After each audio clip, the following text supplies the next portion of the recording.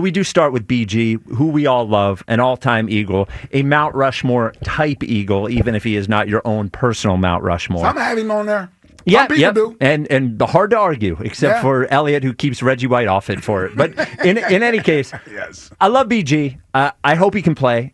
He seems to think he can. I do not begrudge him coming back if he still thinks he can play. Certainly we need help on the edge.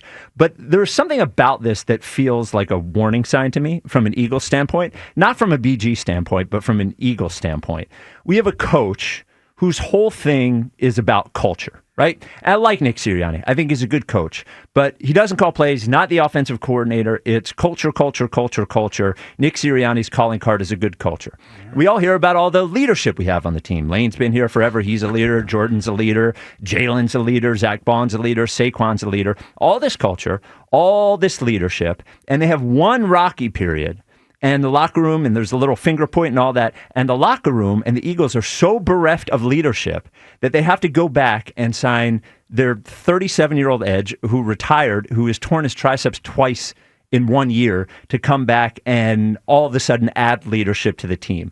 It doesn't feel to me like a team that does have leadership. Because to me, this move is about BG the person as much as it is BG the player. And I don't think you can ever go wrong adding a good person and a good leader to the team. But I think you can go wrong if you're expecting too much out of that. And it doesn't seem to me like just the presence of Brandon Graham is all of a sudden going to make the Jalen AJ thing go away. It doesn't seem like all of a sudden their silly penalties that we've seen or that stuff going to go away. It seems like they are counting on this to do the sort of leadership and culture stuff that should already be part of the team and the organization prior to him being here. And that's my concern, is that it seems like a Hail Mary in that way. Like, oh, we're pointing fingers and guys aren't getting along and they're this sort of stuff. We'll just bring in BG. He fixed it last time. And it just doesn't, that part of it feels a little concerning to me, a little fishy to me. Yeah, listen, I hear you there, and I'm not gonna just push back on everything you say and tell you that you're totally off base. I will say this. I'll give them the benefit of the doubt of knowing what's going on behind those closed doors and what they may exactly need. I think he's being brought back in large part due to some leadership ability that he can add. But here's the thing. I know you brought up the AJ Jalen thing. I don't know how much BG can help on that side of the ball. These locker rooms, they're still compartmentalized. Right? It's offense, defense, then you got your position groups, right? So the guys still hang in little cliques. I only say that to say I think he's being brought back for his leadership on the defensive side of the ball. Zach Bond's there as the leader, and Zach Bond had a great year last year. I think a lot of people respect Zach Bond over there, but he had 1 year. And I don't know if he carries the same level of cachet from a leadership standpoint. Now, don't get me wrong. This is not me knocking Zach Bond. Sure. This is me actually saying maybe Zach Bond can use a little help in that department from a veteran. See, on offense, they got all the veteran leadership over there. You got AJ, you got Devontae, you got Jalen, you got Saquon, you got Lane, you got Jordan Mailata, you got Landon Dickerson. They're everywhere on the offensive side of the ball. On the defensive side of the ball, they're a lot younger. And particularly in that position group where there's a lot of young players. And we know Jalen Carter has, at least on the field at times, still shown some immaturity in some areas. So maybe BG helps out in that area. Also, listen, I don't know what he can bring to the table physically. I don't know how productive he can be. I do know this. They could use his depth on the line. Oh, sure. When Zadarius Smith retired, it left a void, right? It's Zadarius Smith coming in, even as an 11 or 12-year vet, I think he was being counted on too much. And that shows you the lack of production that was coming from that position from some of the younger guys. So you get a BG out there, maybe he gives you 15 snaps, 20 snaps a game. He's going to bring you high energy. He's going to bring you great effort. He is a force multiplier when it comes to being on in the locker room and being on the sideline and being someone that's uplifting everybody. Maybe that's what they feel they are missing that they can add. Not that he is the end-all, be-all, and all of a sudden the team is not going to lose another game and they're going to have the number one defense and all that type of stuff. But there's something you can sense when you're a team that you're lacking, especially if you've had it before. Yeah. And so they sit back and they say, man, we're missing something. Like something, we could use a little bit of a jolt. And he's well respected enough, I believe, that he can be a positive. Here's the only tricky thing. Here's the only tricky thing. And again, I'm not in the locker room, so I don't know this. But those players, they see this. I hope they view this as a positive. And not a, you guys aren't doing your job. Exactly. Right. And that's the thing that feels weird about it, right? And those guys as professionals and they're athletes, they have a competitive sort of mindset as well. They know if you're bringing back BG, that's saying that we're not getting the job done well enough over here. So that can go one or two ways.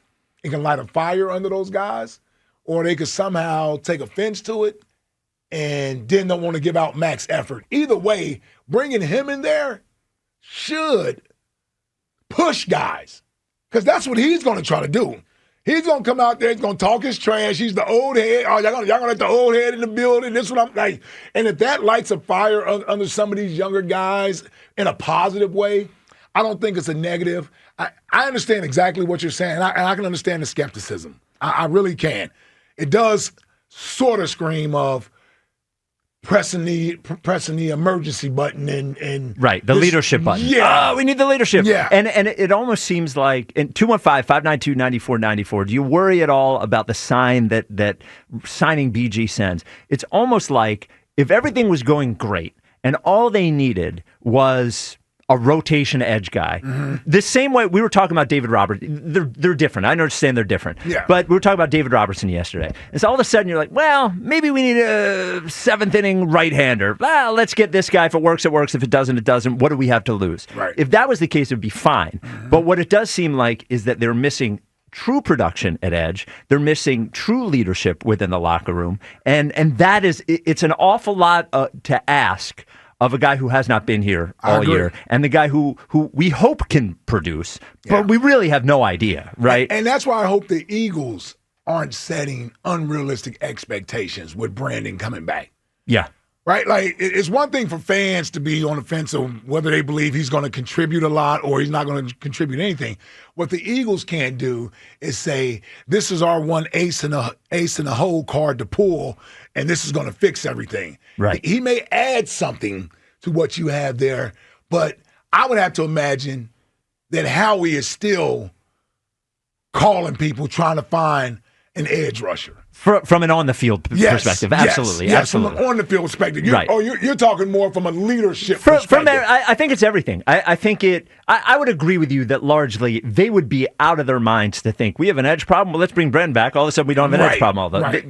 Again, I don't think that's what they're doing. And again, none of this is negative about BG. Right. I'm talking about the Eagles as they were prior to BG. Team, yes. It's everything. It's sort of like, well, maybe they're counting on him too much from a production standpoint, which maybe they're probably not. But from a leadership standpoint, I don't think you can just dial a leader. I don't think you can say, well, he has to be playing to be a leader. That as well. It's hard to be a leader from the sideline. It just is. Leadership doesn't seem to me like, well, my engine's a quart and a half low on oil. Let's get a quart and a half in oil. It doesn't seem like you could be, well, we're a quart and a half low on leadership. The leadership should grow within the team, and that is my concern too. Is that you bring in somebody where everybody in that locker room knows why he's coming back, And again, he could be, and he's been around reportedly. Right. He's been around the building. Like he and Jason Kelsey, they still got the same damn lockers. Yes, except as Darius Smith had BG's locker. For some reason.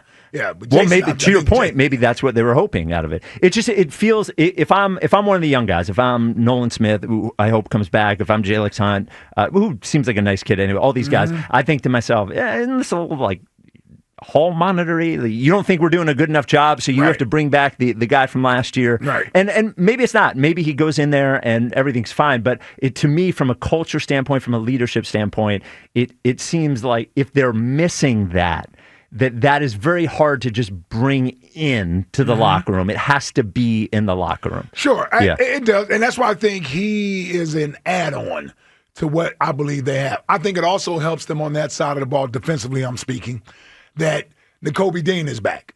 Sure. You know, Nakobe Dean, for a couple years there, was viewed as the middle linebacker, a leader on that side of the football. So, again, when you're injured, it's hard to be a leader. Now he's back. He's playing. Had a good game Sunday. We know the Philly Bulldogs. They love and respect him and appreciate him.